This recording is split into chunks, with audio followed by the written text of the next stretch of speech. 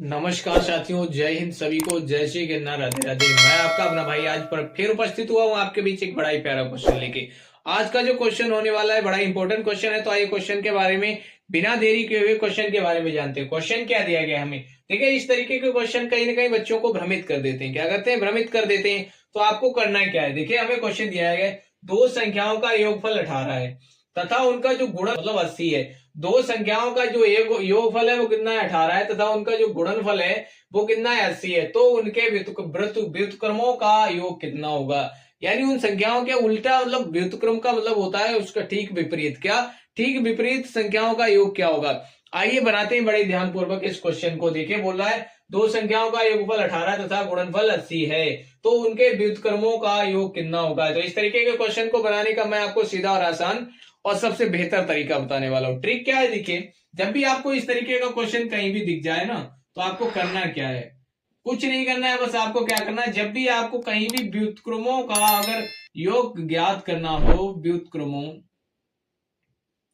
व्युत्क्रमों का अगर आपको कहीं भी योग ज्ञात करना हो ना, तो आपको क्या करना? व्युत्क्रमों का योग बराबर क्या होता है हमारा सूत्र। जो भी आपको देखिए ऊपर क्या करना है, ऊपर रखना है आपका आपको योग रखना है। यानी जो उन संख्याओं का योगफल जो दिया गया है उसको आपको ऊपर रखना है, और बटे में आपको रखना है उनका जो भी गुणनफल दिया गया। क्या? जो भी उनका उन संख्याओं का जो गुणनफल दिया गया है उसको बटे में रखना है, और ऊपर आपको मतलब अंश में आपको रखना है उन दोनों संख्याओं का योग। यानी उन दोनों संख्याओं का योगफल कितना दिया गया वो आपको रखना है अंश में। और हर में यानी डिनोमिनेटर में आपको क्या रखना है? डिनोमिनेटर में रखना है उन दोनों संख्याओं का जो भी गुणनफल दिया गया वो आपको रखना है हर में। इस तरीके से आप क्वेश्चन को बनाएंगे। तो आइए बनाते हैं बड़े ध्यानपूर्वक।